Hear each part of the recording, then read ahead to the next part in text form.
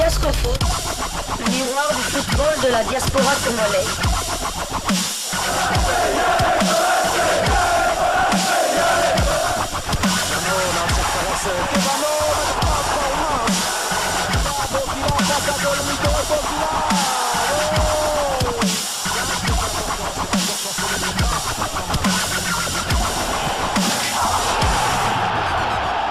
Diascofoot, le miroir du football de la diaspora congolaise.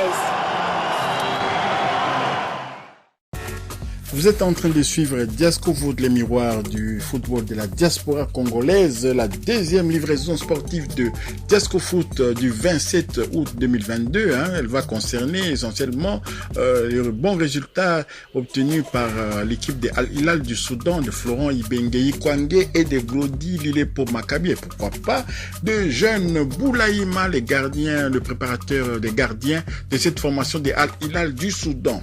Alors, pour son deuxième match de préparation sous Florent Ibenge Kwangé, Al Hilal du Soudan a carbonisé les Ghanéens d'Asante Kotoko de Koumassi le vendredi dernier, le 26 août, dans son stade d'Omdurman. 5-0 était le score de la partie.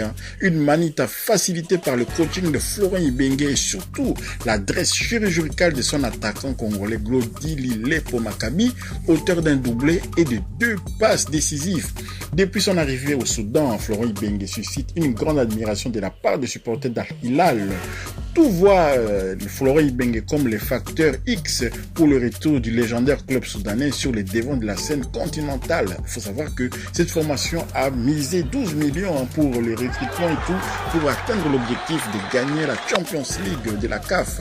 Al Hilal du Soudan participera à la prochaine édition de la Champions League, donc, et la compétition que Florent Ibenge Kwangé connaît particulièrement. Alors voilà donc notre Glody Maccabi Lilepo international qui a d'un 2 coups francs donc est parvenu à battre les gardiens de la Chantilly Kotoko de Koumassi. Vous connaissez quand même le porc épique de Koumassi, cette formation qui avait donné jadis du fait de la rétorte au football congolais, mais également aussi a permis au club congolais de gagner la compétition africaine. Souvenez-vous, c'était l'association sportive Vita Club qui avait arraché la coupe Kwame Nkrumah du président, du nom de l'ancien président de ce pays du Ghana. Donc la coupe détenue par la Santi Kotoko du Koumassi, c'était en 73. Vita Club a fait gagner cette compétition-là de la Coupe d'Afrique des clubs champions et ramener la coupe à Kinshasa. C'était contre Kotoko du Koumassi. Et ensuite aussi Kotoko du Koumassi avait encore battu le tout-puissant Mazembe sur la scène continentale. Et c'était un chassé-croisé entre les deux pays. Mais hélas, aujourd'hui, les Ghana, tellement que ce pays a exporté des joueurs, beaucoup de générations sont sorties du Ghana, beaucoup des académies aussi installées au Ghana qui ne font que fournir des équipes européennes. Il y a Berokum Chelsea par exemple, vous entendez déjà le nom.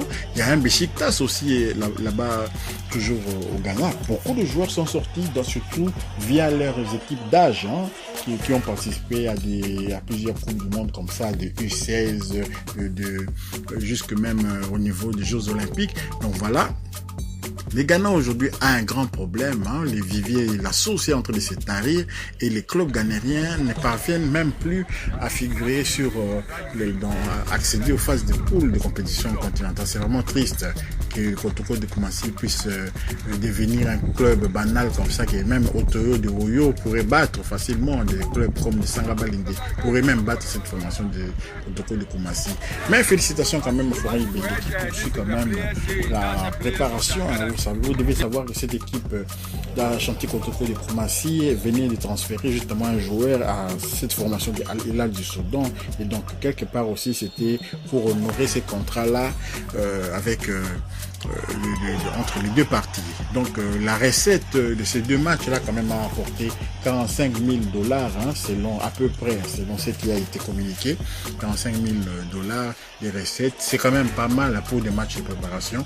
Et on espère, on attend vraiment voir ce que cette formation va pouvoir répondre sur les terrains en compétition africaine. Mais vraiment pour Glody Maccabi Lilepo, le Fimbo, vraiment, vous avez vu dans les images, le Fimbo a été d'actualité, les films vraiment à chicoter et le peuple soudanais est en train de découvrir les films. C'est dommage qu'au sein de l'équipe nationale A des Léopards, Glody Maccabi est souvent mis sur une voie de garage. Il est un peu écarté chaque fois pour privilégier les Bolassi et tout, alors que c'est un joueur qui aurait pu nous apporter, qui connaît les terrains africains, qui connaît la chaleur justement, le climat et tout, donc il aurait pu être d'un grand salut, même contre le Maroc, mais c'est dommage, c'est lui qu'on maintient sur le banc de tout, c'est lui qu'on écarte carrément de la sélection au profit des joueurs qui viennent en touriste et tout, et voilà donc la RDC où se trouve ces pays en ces moments, parce que là du Soudan, il y a des internationaux soudanais qui jouent dans cette formation,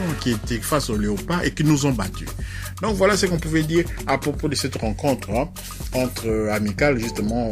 La première rencontre s'était terminée déjà par une victoire 2-0 de cette même formation de Al Hilal, et là maintenant pour la deuxième rencontre, donc 5-0 au total 7, c'est vraiment justifié. Donc on voit tout de suite que ces matchs-là que vraiment l'équipe soudanaise est vraiment supérieure à la Chantier Kotoko de Koumassi.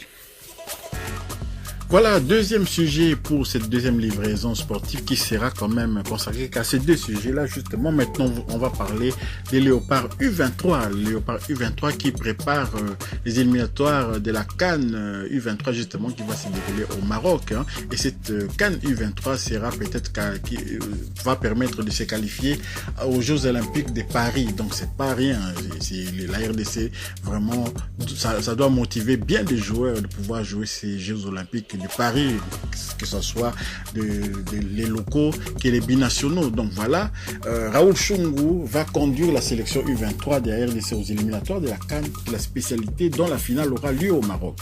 L'actuel entraîneur de l'AS Vita Club, choisi par la Fédération Congolaise de Football Association, succède au franco-congolais Jean-Claude Loboko, pris par ses nouvelles fonctions au sein de la grande famille du tout-puissant Mazembe Anglebert de Lubumbashi, où il est à la fois coordonnateur de la Katumbi Football Academy et directeur technique du tout-puissant Mazembe. Raoul Shungu a peu de temps pour préparer un groupe afin d'affronter les Wallace d'Éthiopie en aller et retour dans la fenêtre du 19 au 27 septembre prochain. Donc voilà l'information. On nous fait croire, parce que là maintenant il faut quand même que la FECOFA puisse arrêter. Les dirigeants de la FECOFA sont partants. Il y a les élections qui vont avoir lieu et de nouveaux dirigeants vont arriver. Mais on ne comprend pas ces derniers jours les anciens dirigeants, ceux qui sont partants, sont en train de recruter les sélectionneurs des Sabres. Maintenant, ils sont en train de recruter ceux de U23, du CHAN. Ils veulent changer d'équipementier dans ces petits laps de temps. Qu'est-ce qui se cache derrière tout ça? C'est ça qui nous inquiète un peu. Donc voilà Raoul Shungu, entraîneur du Vita Club, qui est également en train de préparer la Coupe d'Afrique. Donc il sera aussi sur plusieurs fronts. Vita Club va jouer la Lima Foot. Vita Club sera sur la scène africaine. Et en quoi il aura moins de travail que Loboko, qui est coordonnateur d'une académie. C'est-à-dire que c'est pas lui qui est l'entraîneur de l'académie, c'est un coordonnateur d'une académie, une académie qui est là, qui pendant toute la saison. Donc voilà, qu'est-ce qui va l'empêcher de pouvoir, pendant quelques jours, regrouper des U23 et tous les entraîner, leur permettre d'affronter l'Éthiopie? Il y a quelque chose qui se cache derrière tout ça. On va essayer de tirer ça au clair. C'est parce que ce n'est pas normal qu'on puisse comme ça installer Raoul Shungu. Peut-être qu'il est flexible et vous verrez dans les choix des joueurs, il y aura encore des joueurs qui font partie des cercles fermés de ces dirigeants-là de la FECOFA. Il faut qu'on ouvre les yeux dans ces sujets-là, parce que on ne sommes pas convaincus par les arguments apportés par les dirigeants de la FECOFA pour justifier les choix de Raoul Shungu. Si vous avez aimé cette deuxième livraison sportive de Diasco Foot du 27 août 2022, merci de nous laisser des commentaires, de liker aussi la vidéo, de partager la vidéo et d'activer la petite cloche de notification. Elle vous permettra d'être informé dès qu'on mettra une nouvelle vidéo en ligne. Diasco Foot vous dit au revoir.